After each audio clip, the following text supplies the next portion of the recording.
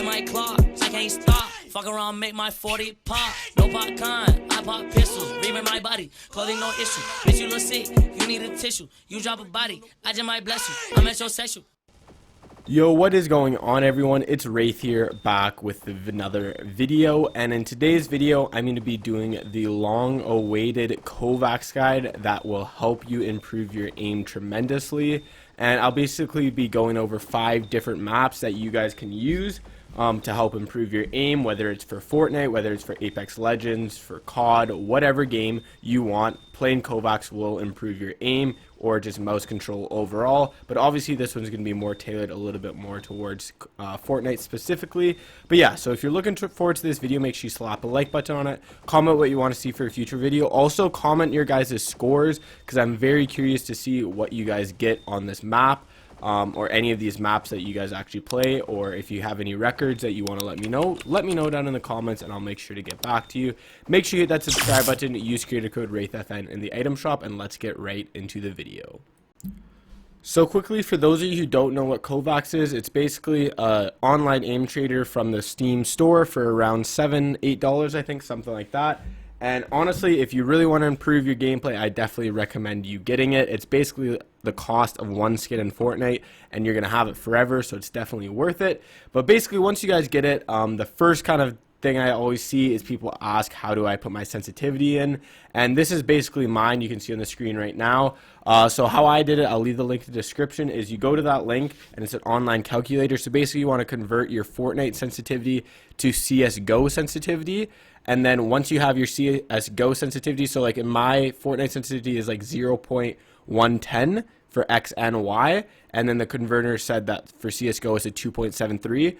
All you're going to want to do is go into Kovaaks. You're going to go to sensitivity scale, change it to Quake and source, and then you're going to put in your CSGO sensitivity into horizontal sensitivity, and then you're going to just click the vertical sensitivity, lock to horizontal. Now, if you have a different X and Y sensitivity, basically just do the calculator twice.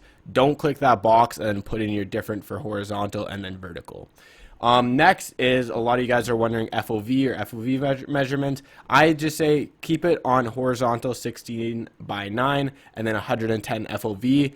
And in my opinion, I don't think ADS sensitivity matters that much on Kovaaks. I was talking to Kataz, an aim training coach that I actually hired, and he just says don't honestly worry about hip fire, just working or ADS sensitivity, practice just hip fire, and the ADS sensitivity will translate over.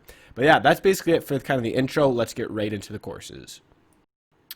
So the first map I recommend playing, it's just simply Tile Frenzy Mini. You see Mongraal play this one a ton on stream if you guys actually do watch him. And personally, this is probably one of my favorite maps to play on Kovaaks, but it's probably also one of the ones that I suck the most on. I don't know why, I'm just absolutely terrible at all the Tile Frenzy, especially Tile Frenzy Mini. But I've been practicing slowly, and slowly I am improving. And one thing I would recommend to you guys that you can just kind of basically keep in mind is that don't worry about your score. Like, it's cool to have a high score, but honestly just go for more of the practice and the scores will come. So basically what I recommend doing is 5 to 10 runs of Tile Frenzy Mini. Basically, I recommend 7 to 10. Normally, that's probably a good amount because they're only 30 seconds. And yeah, it's just, like I said, I recommend doing the challenges just because at least you get to see a score, and then you don't have to time it on your phone for how long you're playing, because you only know you have to do like 6 to 7 runs or whatever the case is. Again, all depends kind of how much you want to do it and how much you want your aim to improve. But yeah, I recommend 7 to 10. So now for the next one, we basically have 1 wall, 6 targets TE. And this one's a pretty interesting one. I don't find it personally too difficult. I do find it a little bit difficult to get a good score on, unfortunately. But something to keep in mind for this map specifically is basically go for the 100% accuracy if you can. In this clip, I'm not even close to the 100% just because I haven't played Kovaaks in like a couple of days just because I've been working, so I haven't had a chance. My aim's a little bit rusty, as well as this is my first time playing it, like I said, today, so basically I'm just kind of rushing through it for the video. But for you guys, I would definitely recommend just going for that 100% accuracy. If you have to take it a little bit slower, take it slower. For this specific one, literally just try your best to not miss a single target, which again, if you do, it's not a big deal. It's all about practice and improving and getting better. So if you mess up on any of these courses or you do bad score, like you'll see on the last course I show, I do absolutely terrible, but it doesn't really matter. It's just for practice. Like I said, if you do bad, whatever, move on. But yeah, for this one, try and keep a 100% accuracy, and then once you feel you're getting better at the course, then you can start to go and kind of speed it up a little bit more and try and move your mouse a little bit better. But something I would, again, try and work on for this specific map is when you're locking onto a target, try your best to lock onto the center of the circle if you can. And if not, then just quickly address and do a little small flick to get into the perfect center of the circle. As you can see, sometimes most of the time I'm missing, it's because I'm trying to go too fast and just hit it and then move on, and I'm just hitting the outside of the circle. So if you're aiming for the middle of the circle, there's obviously a less chance that you're going to miss it. But yeah, this one is pretty easy. I wouldn't say too difficult. It is hard to get a good score. So these first two maps were more kind of prone to helping your hip flicking, like your shotgun shots, and good flicks basically for your shotgun. But now let's move on to some tracking. So for our first tracking map, we're going to be doing bounce 180 tracking, which is honestly a very difficult course. This one my score is the most fluctuate on. Sometimes I'll do really well and place pretty high in my scoring, and then other times I'll just do absolutely terrible and my tracking will be absolutely awful. But this one is a really good way to improve your tracking. If you want a little bit more of a challenge for this specific one, you can do bounce 180 tracking small.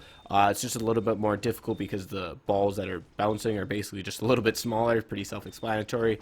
But if you don't want like the hardness, or you just want to practice a little bit aim and just watch TV or something on the side, then I just recommend doing this one. And the nice thing about Kovaaks is you can, if you have dual monitors or you have your phone or whatever, you can just watch Netflix or whatever while you're aim training. As long as you're not really paying attention to the show, like you're just listening like I do, then that's fine.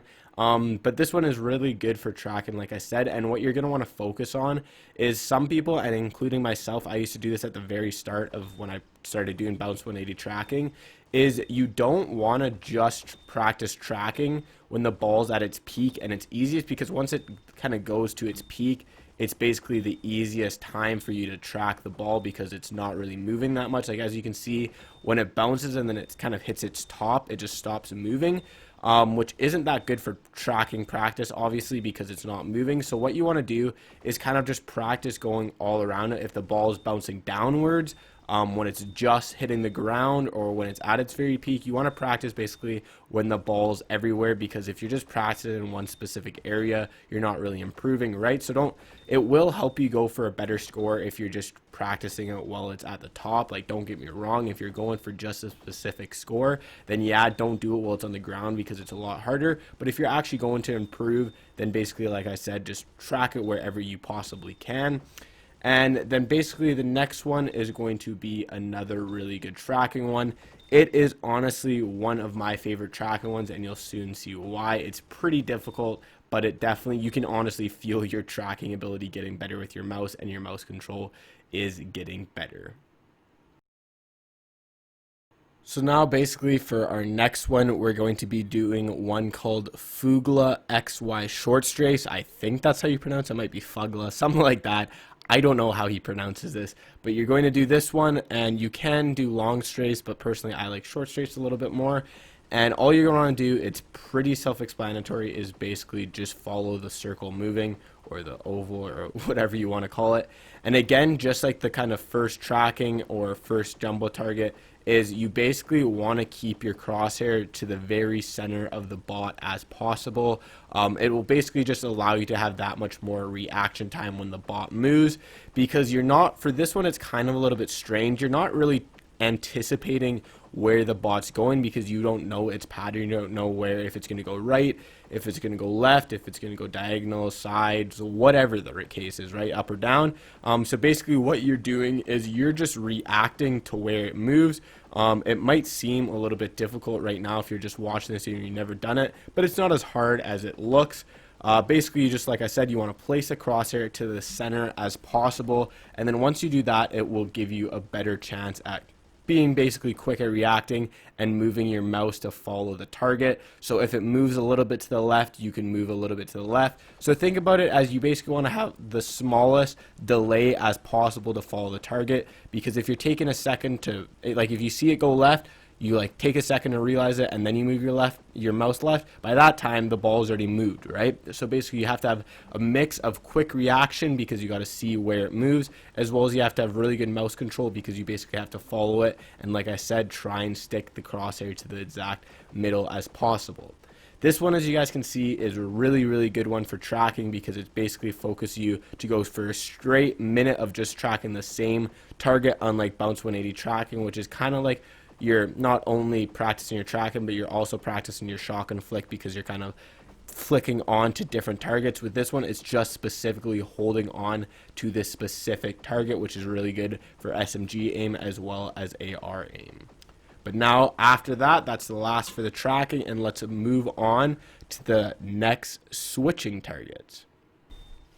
So for the last course today that I'm going to be showing, it's kind of called a switching target practice, where basically you're kind of practicing everything here. You're practicing flicking onto a different target as well as your tracking. It's kind of similar to the bounce 180 tracking, kind of how that practice is, but this is a really good one because the bot is moving in a specific pattern similar to Fugla XY X trace because it's moving only in a specific pattern, and it's just a simple tracking one. The biggest things I would recommend for this one is you only have 22 bullets, so if you miss all of them, it takes a couple seconds to reload, and if you're forced to do that, you basically just ruined your score for that kind of round. So I definitely would recommend try not to miss all 22 bullets. But that's basically it for today's video. If you did enjoy it, let me know. Hit this like button, comment what you want to see for a future video, hit that subscribe button, use creator code WraithFN in the item shop, and I'll see you guys all in the next video. Have a good one, guys. Peace out.